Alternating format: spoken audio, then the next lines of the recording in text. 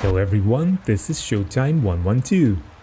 In the history of military aviation, it's not too uncommon for a pilot to fly for two different air forces in his career. But there is one exceptional case of a fighter pilot who flew for four different air forces. To make matters even more special, he was credited with scoring aerial victories in three of them. Saiful Azam was born in 1941 in East Bengal, which was then a part of British India. This region then became a part of Pakistan, or more precisely, East Pakistan. In 1960, Saiful Azam gained an officer commission with the Pakistani Air Force. He was then sent to the USA for training, and his skills really began to show. When the 1965 war with India began, he was flying F-86 Sabres with No. 17 Squadron.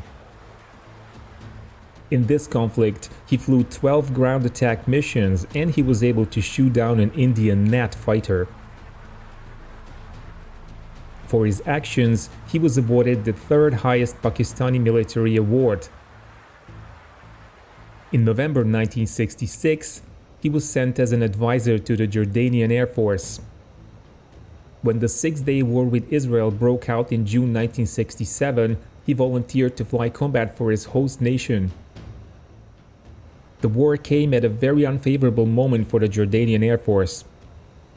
This small service only had one combat aircraft squadron equipped with the British-built Hawker Hunter, and less than 20 examples were available. The squadron that operated the Hunter happened to be in the process of conversion to F-104 Starfighter, with many of its pilots in the USA on training. Several Starfighters had been delivered to Jordan, but they were evacuated to Turkey just before the conflict began. With only 14 Hunter pilots available to the Jordanian Air Force, the official permission for Saiful Azam and another Pakistani advisor pilot, Sarwar Shad, to fly combat was requested and received. Shad, however, was soon hospitalized and didn't fly. Mafraq Air Base, in which Hunters were deployed, was rather well defended by AAA, but few precautionary measures were taken. When Israeli attacks began on the early morning of June the 5th, they caused confusion in Arab militaries, and Jordanian Air Force was no exception. The first Jordanian airstrike against Israel was only launched just before noon, Amman time. Saiful Azam was initially scheduled to fly in it, but he was switched to air defense at the last moment. Azam and his wingman, Ihsan Shurdom, took a position high over the city of Ajloun. Shurdom remembers that he took off with 24 rockets and had to shoot them off to get his plane lighter and ready for combat. Ground radar controller could not provide the two Hunter pilots with accurate vectors, as there were too many airplanes in the air, but he then reported aircraft approaching Mafraq Air Base. Azam and Shurdom then turned back towards their home base and lost contact with the ground radar. This was the time when Israeli Air Force decided to send strike formations against Jordan. Ajloun radar station was their first target, and it was knocked out by four Super Mystères of the No. 105 Squadron.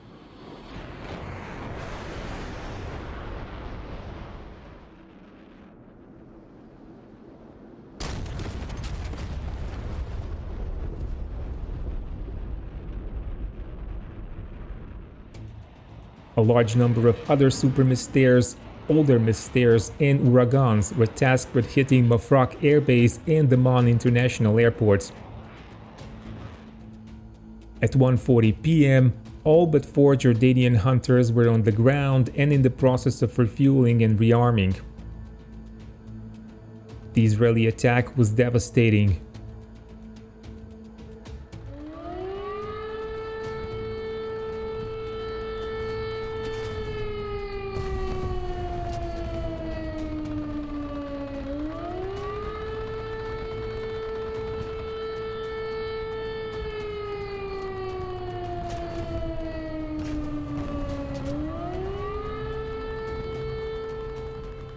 As Azam and Shurdom were returning to Mafraq, They spotted 4 aircraft which they initially believed to be Iraqi hunters returning from a strike against Israel.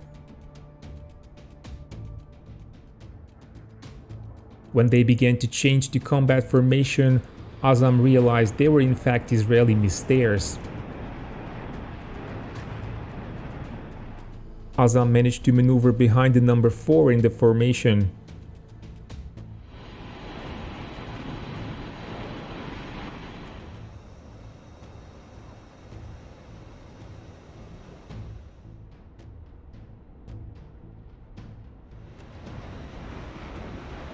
He opened fire with his cannons and then pulled up to avoid the debris.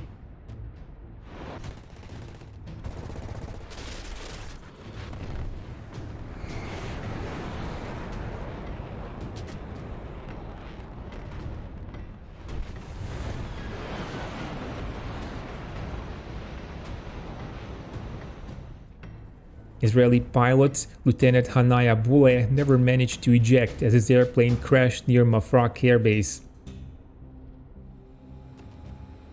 As Saiful-Azam pulled up, he spotted 2 more Mystairs heading west at full speed. His wingman spotted one to his right, so Azam ordered him to attack it while he followed the pair. When Azam approached, the Israeli aircraft started to maneuver and thus evaded the gunfire from the hunter.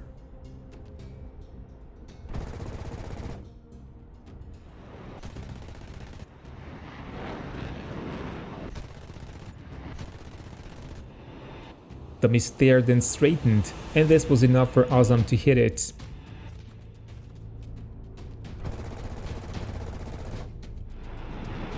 It trailed smoke, but Saiful-Azam didn't witness it crash as he spotted the Israeli leader turning towards him. Being low on fuel and ammo, he disengaged and headed towards Mafraq. Azam claimed 1 enemy aircraft destroyed and 1 damaged. His wingman Shurdam claimed 2 aircraft shot down. Israeli side claimed 2 kills against hunters. While there is obviously some overclaiming here, at least 1 kill for Saiful-Azam seems quite certain. As Mafraq Air Base was rendered inoperative by the Israeli attacks, Saiful-Azam and other Jordanian hunter pilots landed at Amman International Airport. The surviving aircraft met the same destiny as those in Mafraq. They were destroyed on the ground, either by Israeli Mirages or Super Mystairs.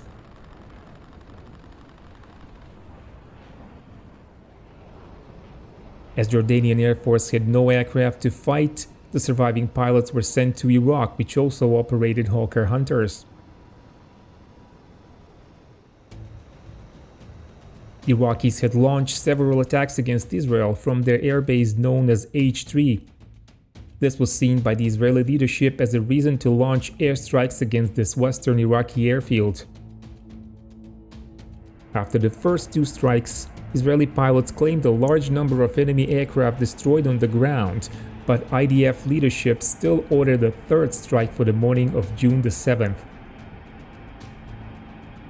In the meantime, Jordanian pilots and Saiful-Azam reached the Iraqi airbase at Habaniya and began flying the Iraqi hunters. At about 10 a.m. on June the 7th, a formation of 4 of them took off to patrol over H3. He was led by Saiful-Azam with Ihsan Shurdam again as his wingman, while 2 Iraqi pilots flew as numbers 3 and 4. The hunters were supposed to land and refuel at H3, but then a warning about incoming Israeli fighters came and they stayed in the air. The Israeli attack wasn't very well planned. The group consisted of 4 Vautours bombers and 4 Mirage 3 fighters. The Mirages also carried bombs, and they were expected to drop them on the runway first and then provide air cover for the Vautours. The lead Vautour was a 2-seat 2N model, while others were single-seat 2A. The same ingress route was used as the first 2 times, and unsurprisingly, the attack achieved little surprise. As the Israeli formation approached H3 airfield, they were spotted by the Iraqi Hunter flight. Saiful Azam and his flight dived on the attackers, with him and his Jordanian wingman going after the Vautours and the two Iraqi pilots going for the Mirages. As the Mirages dropped their bombs on the runway, one of the Mirage pilots, Captain Gideon Dror, pulled up and noticed two hunters trying to attack his flight. He turned to fight them. Saiful Azam now switched his focus from the Vautours to the Mirages.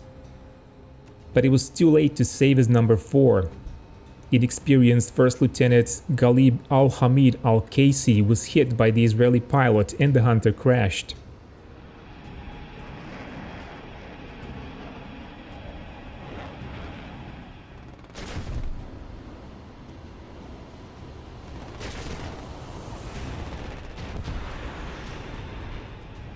The Iraqi pilot didn't eject.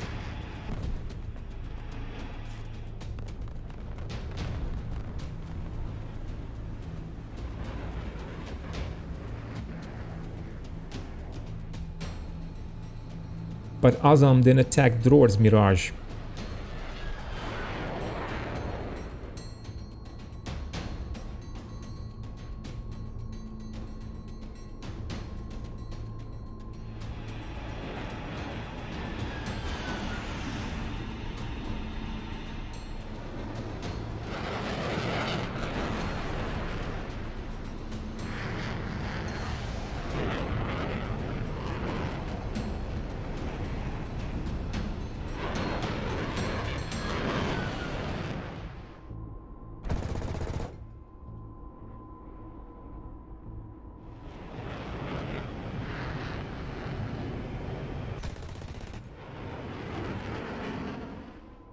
Azam was able to aim and hit the Mirage with his cannons.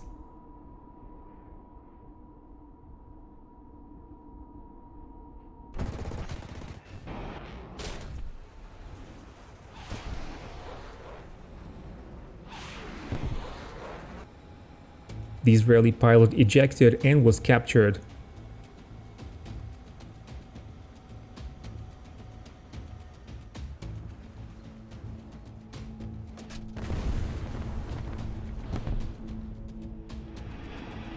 Another Israeli pilot, Ezra Dotan, attacked the remaining Iraqi flown hunter and claimed it shot down.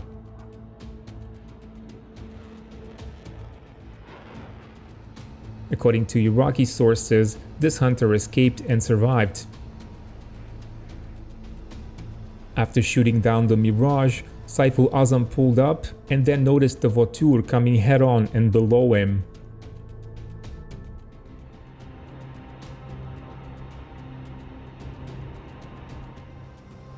He then performed a near blackout split-ass maneuver which placed him right behind the Vautour.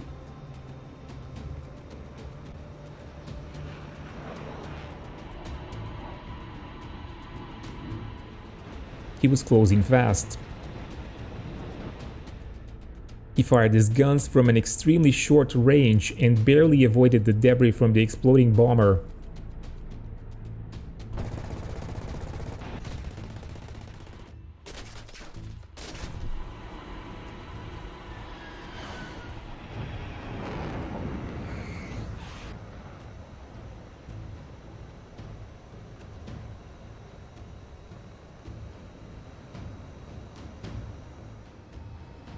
Iraqi number 3, Lieutenant Zainal, also claimed getting behind the Vautour and shooting it down.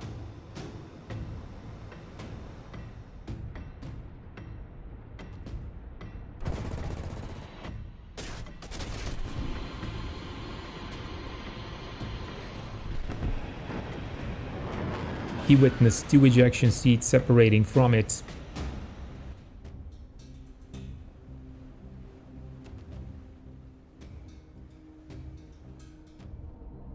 Israeli Captain Yitzhak Golan, who flew one of the single-seat Vautours, ejected and was captured by Iraqi troops. As for the claims on the Iraqi side, Saiful Azam claimed 1 Mirage and 1 Vautour. This was officially confirmed and he was decorated by the Iraqi government.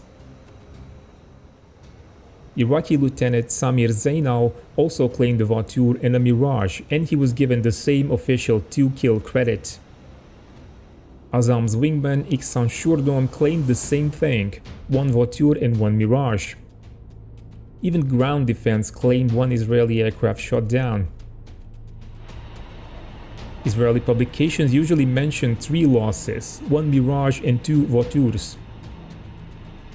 Besides already mentioned Dror and Golan, the 2-seater Vautour lost in action was flown by captains Shlomo Keren and Alexander Inbar Meltzer. Their aircraft was found by Saudi Arabian border guards. An Iraqi army patrol reported finding another crashed Israeli fighter, a Mirage with pilot's body still in the cockpit. Pilot's name was supposedly Ezra. One of the Mirage pilots participating in the mission was Ezra Dotan, but he is known to have returned home and continued his career in the Israeli Air Force after the war, so this couldn't have been him. Some Israeli sources are a bit inconsistent about the number of aircraft lost and pilots killed and captured. An article by Israeli newspaper Haaretz mentions 1 pilot and 2 navigators dead, plus 2 pilots captured by name, Dror and Golan.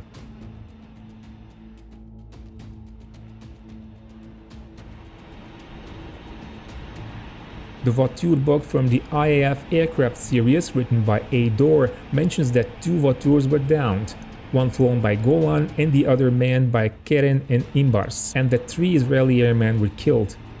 Since Golan was captured alive, both these sources seem to suggest that another Israeli aircraft, probably a Mirage, might have been downed. Only 1 Vautour participating in the attack was a 2-seater, so the loss of 2 of these aircraft couldn't explain the 3 dead aviators. Recollections of pilots who fought on the Iraqi side or witnesses on the ground differ to a degree, and the exact truth of which pilot shot down which aircraft might never be known. One thing we know about Saiful Azam is that he was officially credited with 4 air-to-air victories in his career. While this keeps him 1 kill short of an ace status, this is still an extraordinary achievement in the jet age. The fact that he scored these victories formally flying for 3 different air forces and mostly fighting against highly effective Israeli pilots is indeed unique. But he went through a period of suffering. In 1971, he planned to defect and join the fight for liberation of East Pakistan, modern-day Bangladesh. His plan was discovered and he was arrested. Some sources say that only the intervention of Jordanian King Hussein saved him from court-martial. Azam then spent 3 years in house arrest, and in 1974 he was released to Bangladesh, where he joined the country's Air Force. He retired in 1977 but continued flying. He died in 2020. If you liked the video, be sure to press the like button, and keep watching Showtime 112.